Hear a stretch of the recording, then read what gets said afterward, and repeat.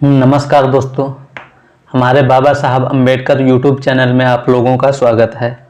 आज हम बात करेंगे कि हर कदम पर बाबा साहब को जातीय अपमान के कड़वे घूंट पीने पड़े, जिसने उनको और भी प्रेरित किया हर कदम पर कि कोई भी असंभव काम करने के लिए प्रेरित किया, उनको हठी बना दिया। तो चलिए देखते हैं। स्कूल जाते समय बाबा साहब व उनके भाई आनंदराव प्यास लगने पर एक सार्वजनिक कुएं से चुपके से पानी खींचकर पी लिया करते थे। एक बार एक सवर्ण व्यक्ति को इसकी खबर लग गई। उसने बाबा साहब को पानी भरते हुए देख लिया। बाबा साहब को वहीं कुएं पर पकड़कर जानवरों की तरह बुरी तरह से पीटा और फिर से ऐसी हिम्मत न करने की चेतावनी भी दी। जब राम जी सूबेदार सेना में नौकरी कर रहे थे, उस समय बाबा साहब का जन्म हुआ था। वहाँ के फौजी माहौल में और अबोध बालक होने के कारण बाबा साहब को छुआछूत का अनुभव नहीं था। लेकिन रिटायरमेंट के बाद महू मध्य प्रदेश से सतारा आए तो वहाँ छुआछूत व जात पात के कड़वे घूंट पीने पड़े। एक दिन बाबा साहब अपने बाल कटवाने के लिए एक नाई के पास जाकर बोले, बाल कटवाने हैं। नाई नफरत से बोला, अरे तू अछूत है, तेरे बाल मैं कैसे काट सकता हूँ, जा चला जा यहाँ से। इस अपमान से बाबा साहब को बहुत बुरा लगा। बाबा साहब की आंखें भर आई। उनकी बड़ी बहन तुलसी ने बाबा साहब को प्यार से समझाते हुए कहा, मेरे भाई रो मत, यही तो इस समाज की रीति है, मैं बना देती हूँ तुम्हारे बाल। भैंसों के बाल काटने वाला नाई भी बाबा साहब के बाल काटने से अपना धर्म भ्रष्ट होना मानता था। इसीलिए उनकी बहन ही चबूतरे पर बैठाकर दोनों भाइयों के बाल काटती थी।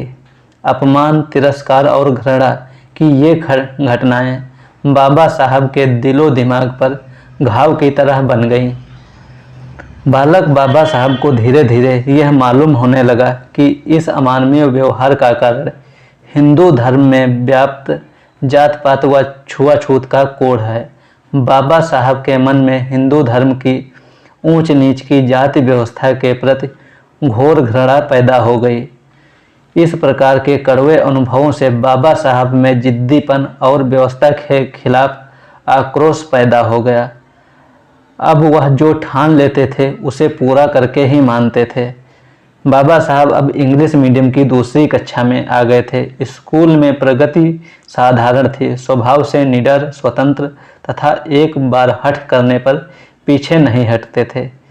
एक बार की बात है, स्कूल जाने के समय तेज बारिश हो रही थी। बाबा साहब ने तय किया कि वह ऐसी दशा में भी स्कूल जाएंगे।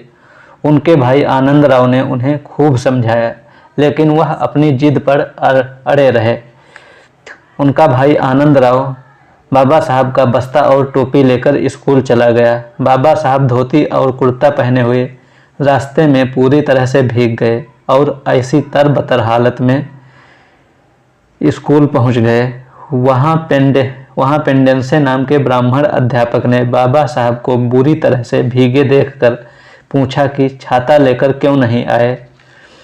मासूम बाबा साहब ने बताया कि एक ही छाता था, वह भी उनका भाई लेकर चला गया। अध्यापक को दया आई और अपने बेटे के साथ उनको अपने घर भेजा और भीम को नहाने के लिए गर्म पानी व एक लंगोटी देने के लिए कहा।